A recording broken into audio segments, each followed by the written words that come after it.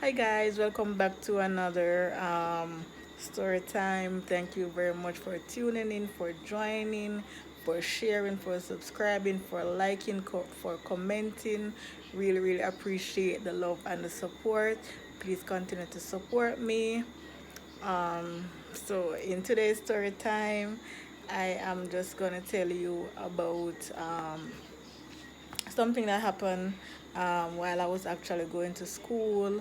And in my adult year, I kind of reflect back on it, and I was here wondering how that person sleep at night, um, what is happening to that person right now, because I actually cried. I cried my eyes out.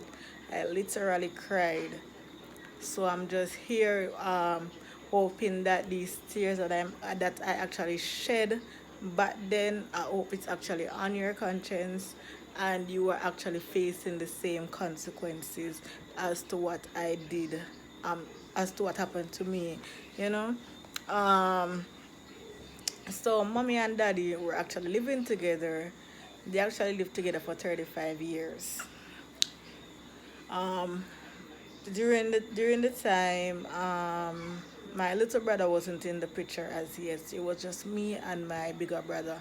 My bigger brother is actually 4 years older than me. So I was actually in grade three at the time.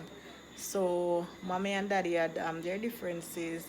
Mommy's side of the family is actually living uptown, while mommy and daddy live reside downtown.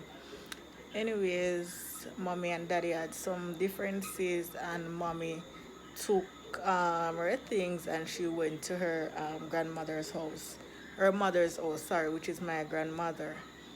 My other relatives are living there as well, my aunts, uncle, and their kids as well. So it was that big family yard where we would actually go to on holidays and so forth. So because of this, mommy went there and mommy was staying there, and mommy always actually send us down on weekends to actually stay with dad, because we and dad had that bond. So she didn't want to take us away from dad.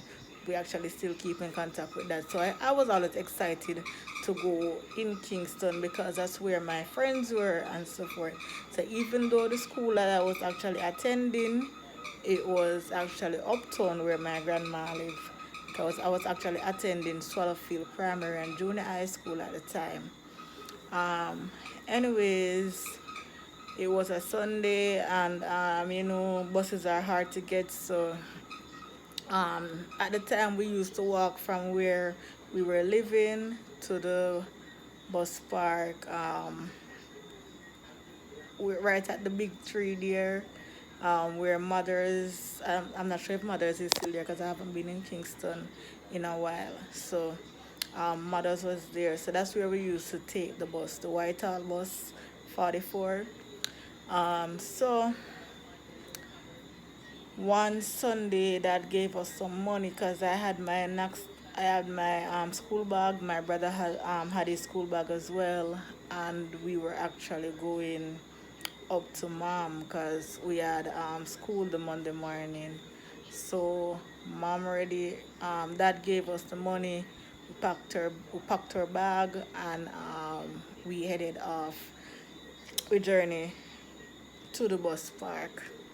Anyways, whilst there, daddy gave us some money, and honestly, don't know.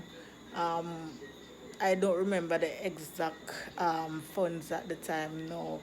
But I knew that daddy he actually wrapped it. He wrapped three different set of paper money, and he said, "This is for you. This is for your big brother, and this is for your mom." And if anything, your mom know where to find me if you guys need any extra money during the week. So I said, "Okay, daddy." And he gave us our fares in our hand and said, "When you're coming off the bus, remember to pay your fare." And my big brother was the one in charge because he was older than me. So, daddy rub his head and say, take care of your sister, and tell your mama to let me know when you guys reach. Because where we were actually coming off, they were always going to be there waiting for us um, to, to get us off the bus. But we knew where we were going because it was a stop that we were actually familiar with. Anyways, daddy put the money in the little part of the bag there. Because if you're familiar with a Jan Sport bag, you know that the big zipper part at the top and then the little part down at the bottom. So we had a few things there, and daddy um, he unzipped the bag, he placed the money inside, and then he zipped back the bag. As I said, it was a Sunday, so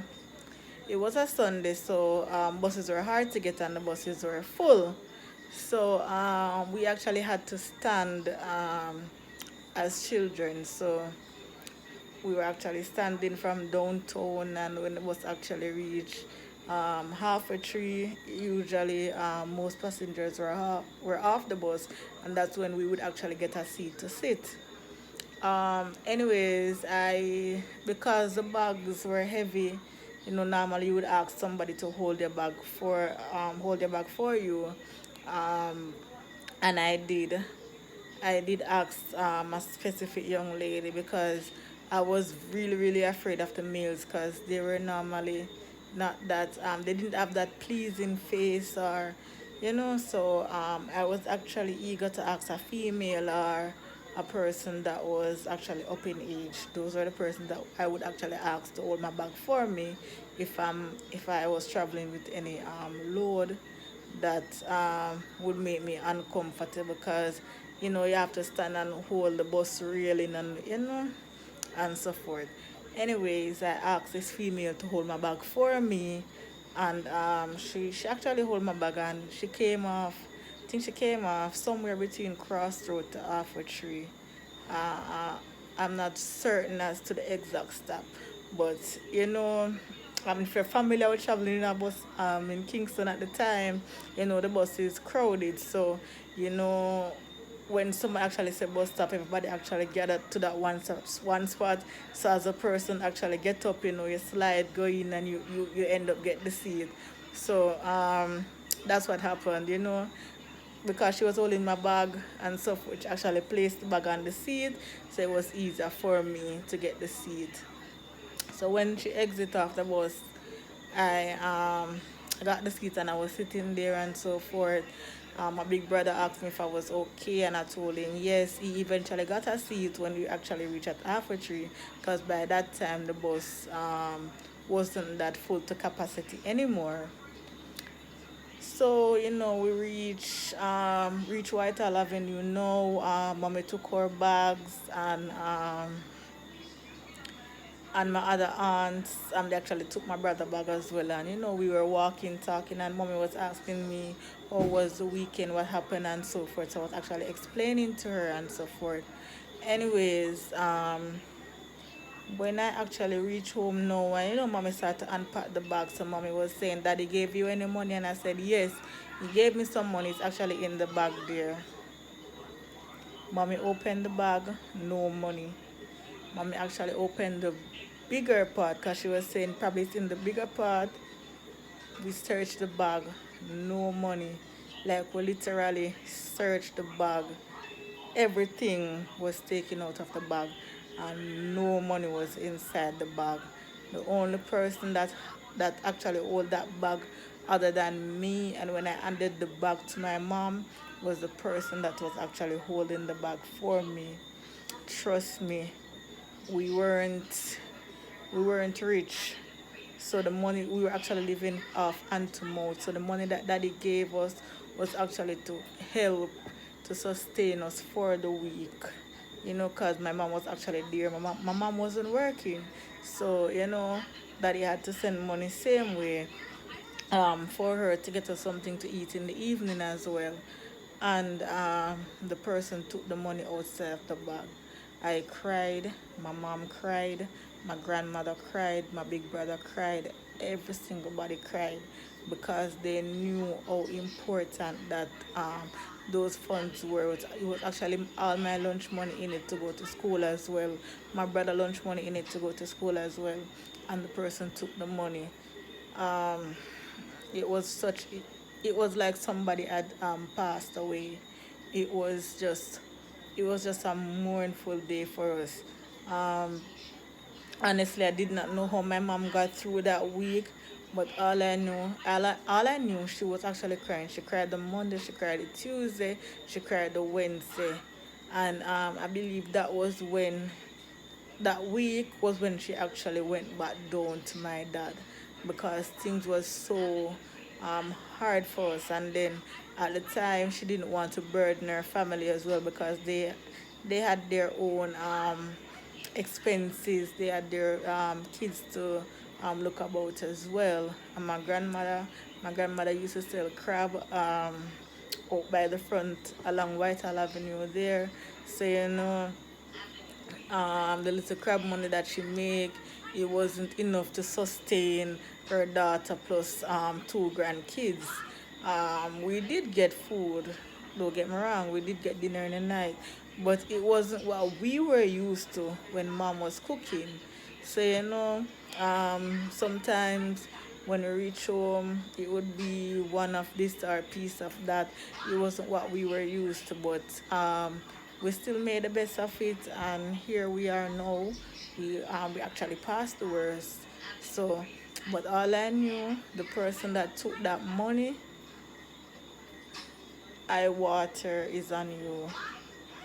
I water is on you. You should never have done that. And up to this day, um, liars and thieves, I despise them. I despise them, trust me, because I knew what I went through when that person did that to us.